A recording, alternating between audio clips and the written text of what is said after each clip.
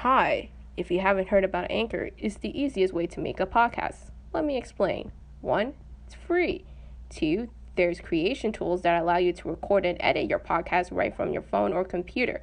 3. Anchor will distribute your podcast for you, so you can be heard on Spotify, Apple Podcasts, and many more. 4. You can make money from your podcast with no minimum listenership. And 5, it's everything you need to make a podcast in one place. Download the free Anchor app or go to anchor.fm to get started. Enjoy!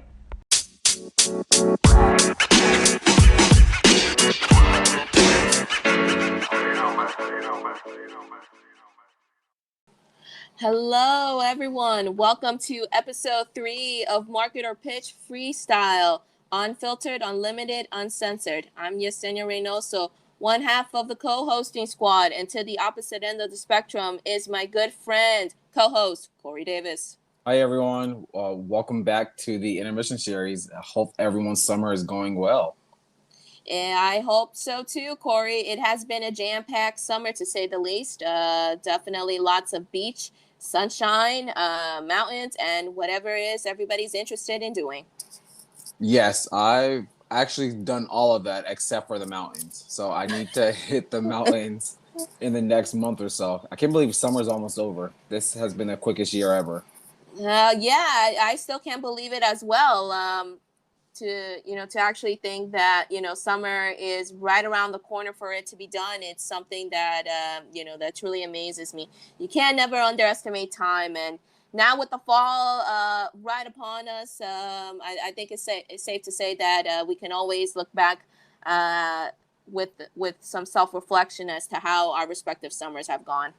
Yes, and I mean the summer it really has been a summer surprise just because of the Delta variant has been rampant this summer, and just more people are getting sick. And even with the vaccine, we're still seeing a lot of people die from this terrible disease. So it will be a summer to remember. And I know we're talking about the Olympics a little later, but among all things, everything has been looming under the world of Delta variant and COVID this summer.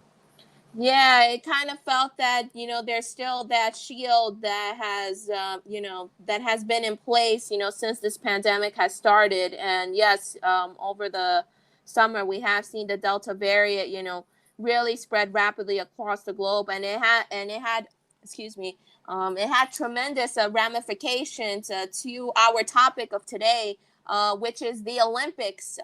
There has been so many news and controversies, that has surrounded this particular event. Originally, it was supposed to be held in Tokyo in July of 2020, but it got postponed due to the COVID-19 pandemic to this year. And Corey, I'm so glad that we are putting a real spotlight on the Tokyo Olympics, because that was the theme when we first announced it back in episode 2, that we will be tackling this freestyle. Yes, and I think at the time when we announced it, there was already a lot of controversy going into the Olympics. One, whether to even have the games because of COVID. Two, the changing atmosphere of athletes not wanting to compete. So big athletes like LeBron James and Steph Curry from the NBA, and then big swimmers announced that they weren't going over to Tokyo to compete just because of they were worried about their family and the safety around that, between spectators being banned from the Olympic Games. And I think right after the time we announced this, Shakira Richardson, who's a track and field star, she was actually banned from the Olympic Committee for testing positive for marijuana. So there's so much, I would say, negative press going into the Olympics. We just wanted to discuss and just kind of give our thoughts on it on the way out of it, because it was one situation I have never seen as before, as far as so much negative going into one of the biggest events of the world. And with that, my friend, let's dive right into the Tokyo 2020 Olympics. Why don't you, since you have already hit some of the topics, why don't you kick us off? Yes. So as we just been saying, the 2020 Tokyo Olympics was held in July 2021, and as of this taping, they officially wrapped on August the 8th with a great closing ceremony, passing the torch on to Paris in 2024, which is really only 3 years away. It's crazy to think that we're going to have another Summer Olympics 3 years from now. So, just to give you some background, just from the USA perspective, despite COVID and everything, the USA, in typical fashion, actually finished out on top. I know that we were always leading the total medal count between gold, silver, and bronze, but in the last day, thanks to Kevin Durant and the rest of the NBA led crew winning the men's gold championship in basketball, the USA topped both the medals 100 with 113 and the gold medals with 39, besting out China, who was number two in medals and also in gold medals. So um, out of that 113, swimming actually got the most, so they got 30, and 11 of our golds came from swimming. So it was a successful Olympics after all that it has done from a competing in a sports perspective. But as we know, the Olympics was marred in controversy. So much happened, and I think the biggest one was how the COVID-19 disease and the Delta variant ravaged the Olympics and how that impacted the games. So just to give you guys some updates, 387 people thus far, and I say thus far because as we know, COVID takes a while to show up in certain individuals, but 387 people have actually contracted COVID, with more than 200 of them coming from contractors, coaches, or trainers, and the rest of them coming from the athletes. So this is actually not shocking. I know Tokyo right now is going through a COVID wave. It's one of the reasons why they still ban spectators from watching the Olympics games. So it was weird watching the Olympics just having no fans. It kind of just, to me, it kind of just took the fun and the anticipation of your country winning out of it when not seeing fans in the stadium. But what do you think, Yesenia? Me personally, I think that even though a USA did well, I'm like, we competed in the Olympics, but was it really necessary? There's going to be people who are going to die from COVID. More than likely, statistically, will die from COVID because they went to the Olympics. Was that necessary? Well, in all honesty, there's no doubt about it. The 2020 Olympics will forever leave a mark on the host city in Tokyo. Uh, for them personally, the price was very steep, and in addition, I felt that the 2020 Olympics will go down as one of the most unconventional Olympics of all time due to the current circumstances, that were in place. My question, despite all of the controversies, that surrounded it, has always been this. Why did the Olympics take place in the first place during a pandemic? If we all knew that, that this virus ravages so bad, why didn't the Olympic Committee decided to cancel the games? There were numerous occasions where where it almost happened that the Olympics were going to be canceled, but obviously it did not happen, and they had to push forward because of the ratings and the money that that the IOC and as well as its respective partners were going to lose if the Olympics were not carried out. And so you see for yourself, when we look back into it, just how just how strenuous pulling this event really was. I also want to give a shout out to Japan as well and its people, for the fact that they've been able to pull off this spectacle, after enduring so much. There were so many barriers standing in the way, and the fact that they were even able to pull this out during a pandemic is something to behold. So I want to give applause to them. So Aramoto, which is a thank you in Japanese, for pulling something of this caliber. But also another thing that really that captured my attention, Corey, is the ratings itself. If you look at the ratings for the 2020 Olympics, it definitely tumbled significantly compared to Rio in 2016. Overall, NBC's 17-day coverage went down 43% among total viewers and 55% among the elusive 18 to 49 adult range, and 53%, among adults ages 25 to 54. On average, the games delivered a 14.5 million viewers in prime time over the 17 days span and across 5 networks. also, as well, there was also some legitimate complaint among viewers that that most of the events, especially those that were held in prime time, were tape delayed because Tokyo is about approximately 12 hours from New York, um, the Eastern time zone.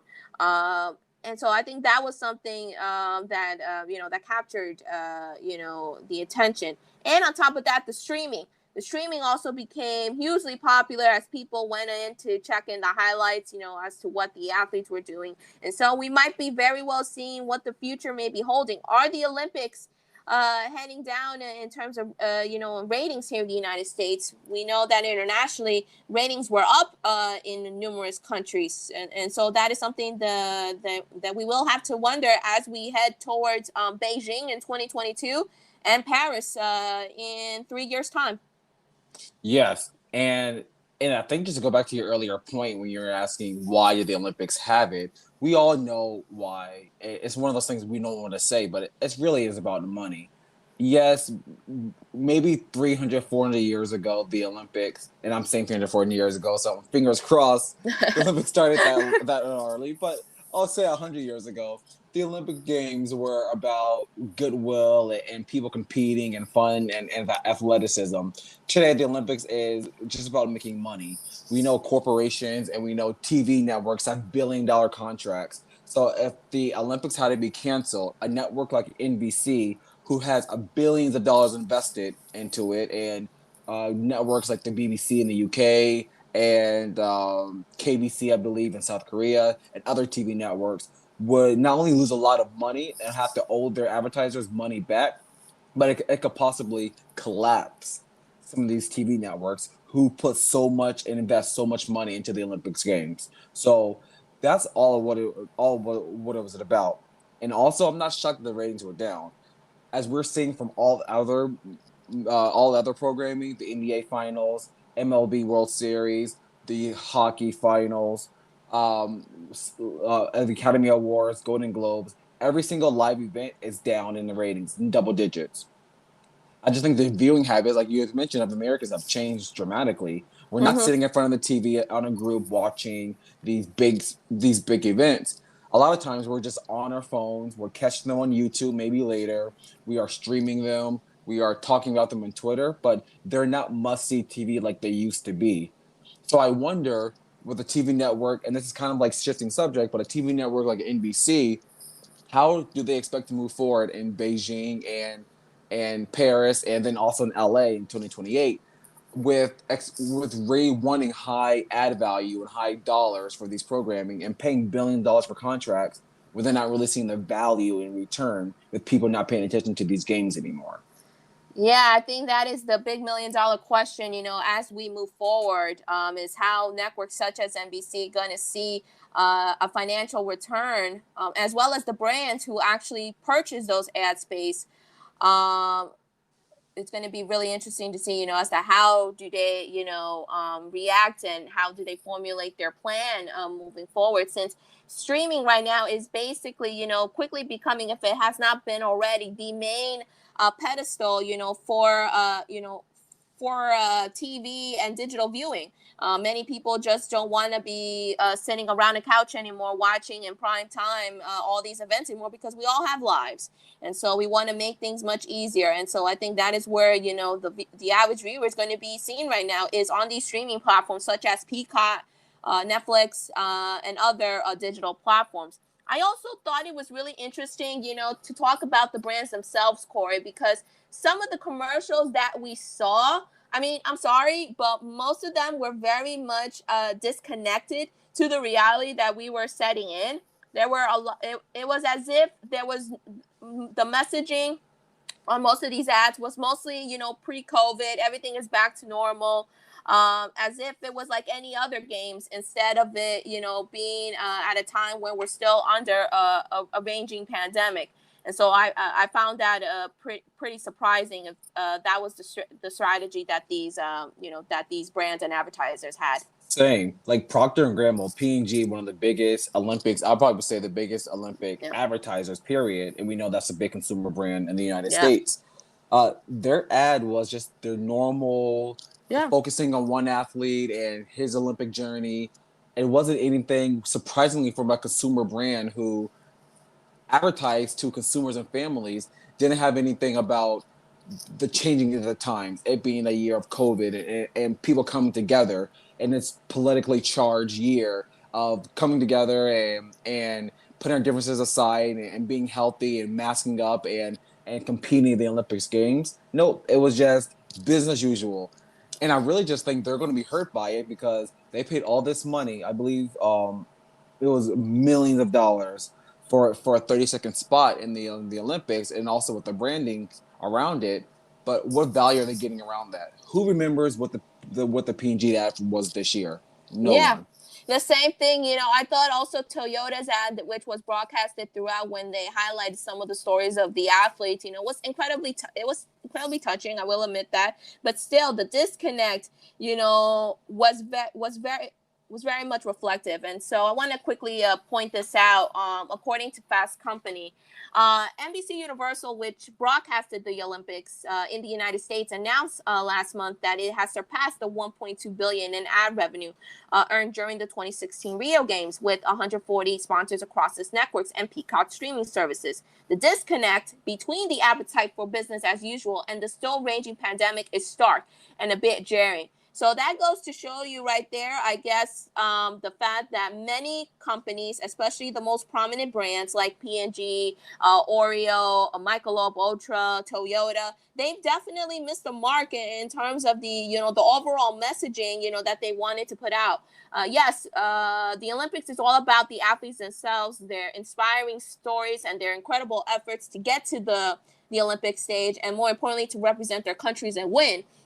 We all want that, that humane effect, but at a time when a pandemic is raging, where many people are simply not interested, they obviously, with everything that has transpired, I thought it was a pretty big mistake. In all honesty, they in terms as to how they execute, and I think it's going to be interesting moving forward, especially now with Beijing right around the corner in less than 6 months' time.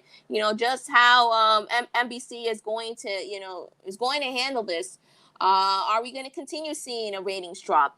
Are we going to continue seeing ads having that disconnect during the raging pandemic? Are there going to be any more controversies that are going to be sprouting out, like Tokyo? And so I think it's going to be, and as well as we also look ahead into Paris 2024, and as well as LA 2028. What does the future hold, for the Olympic Games? Yes, and I know we're getting to the period where we need to close, but you brought up a good point about Beijing. That's only 6 months away, and with the COVID not going anywhere, unfortunately, Mm-hmm. and as we know that a lot of the COVID-19 pandemic started in some places in China, I'm just worried about how this next 6 months is going to go. Yeah. The Chinese government, not only taking out COVID, is already shady just because of how they treat their own citizens through inequality and through just the pollution and just through some of the abuses that are going on. Now we're seeing China starting to encroach on Taiwan and also the issues with surrounding Hong Kong. Yeah. So just politically, just games being in China is already controversial. Throw in COVID and throw in the games only being 6 months away when a lot of people have Olympics fatigue. I'm thinking we're in for a recipe of disaster. Oh boy, and it's definitely going to be something to watch. Ironically enough, 2 pointers before we wrap up. One thing that we've witnessed over the last year is that advertisers basically have been forced to walk a fine line between acknowledging the realities of the pandemic and not disappointing everyone out with what's happening. Particularly here in the United States, a lot of Americans, as the vaccination rates continued to increase, and then things started to open up a little bit more until the Delta variants, started to rapidly spread. Brands again struggle to figure out the right balance, while most brands, on the opposite end of the spectrum, appear to have abandoned that balance for the Olympics. And so I think it's going to be, so I think it's going to be really interesting to see, as to how that mindset transpires into Beijing 2022. And also, this is going to be a very busy month for NBC because obviously the Beijing Olympics and the Super Bowl, which they will be hosting which they will have broadcasting rights to this year, are going to occur in February. So we have double the major sporting events here in the United States and internationally, as well as the World Cup coming up in November of 2022. So Corey, it's definitely going to be sports mania here at Marketer Pitch, and we are definitely going to be on top of it all. Yes, and I'm excited. I'm excited. I wish I could say I'm excited for the Olympics, but no, I'm more excited for the Super Bowl. I need to see revenge with the Chiefs. I need the Bucks to lose again, and that's another topic for another day as we end episode 3 and our final episode of the intermission series for the summer. Yes, my friends, this is in fact our final episode of Marketer Pitch Freestyle. We both felt that due to time constraints, we want to be able to put all the focus onto season 2 of Marketer Pitch, which I am very happy to say, Corey, it is right around the corner. And so we're thrilled to announce that even though Freestyle will end after episode 3, the intermission series will be returning in the summer of next year. So we're so happy that it is going to be coming back, unfiltered, unlimited, uncensored. And also, we got some really cool surprises coming up on the pipeline for season 2. So get those innovative juices flowing, because there's definitely going to be a lot of jam-packed conversations as of the fall heading into the winter, and season 2 is going to be blazing. So Corey, I think would you like to do the honors of introducing when season 2 is going to be premiering across all podcasting airwaves? Yes, so stay tuned for season 2 premiering the week of September 27th. Our season 2 is aligned with TV premiere week for the fall, so look forward to the exact date in the next few weeks. But yeah, September 27th, mark your calendars. We're back and better than ever. Bigger and better than ever, Corey. And I can't wait for season 2. This is going to be a fun season, a lot of more impactful news, and some major international events coming up on the horizon. So I can't wait to dive into those. Yes. All right, everyone. Well, that wraps it up for episode 3 of Marketer Pitch Freestyle. Thank you all so very much for tuning in throughout this short intermission series. We hope you had such a great time listening in to these topics, and as well as getting our input freestyle via the freestyle approach, I should say. So, Corey, any last words? No, I want everyone to continue to have a great summer, have a safe and COVID-free summer, continue to mask up, and I'll look forward to speaking with everyone and hearing all your thoughts in September. Well, thank you, my friend, and everyone. Thank you all so very much again. So quickly for the final wrap up, for those interested in looking and seeing and hearing the Marketer Pitch Freestyle Intermission series, it lives exclusively on YouTube and Spotify. As well, don't forget to follow us on our social media channels. We are live on Twitter and Instagram at Marketer Pitch. And if you have any comments or questions regarding this particular episode or past ones, don't forget to email us at marketerpitch@gmail.com. Finally, to get you ready for season 2 of Marketer Pitch Freestyle, catch up with all of season 1 episodes, which are live across all the major podcasting mediums: Spotify, Apple, Google, Pandora, iHeartRadio, and others, and as well as on our official YouTube channel. Thank you, everyone, for tuning in to episode 3. We will see you for the season 2 premiere of Marketer Pitch for the week of September 27th. So tune in, everyone, and take care. Thanks again. Bye, everyone.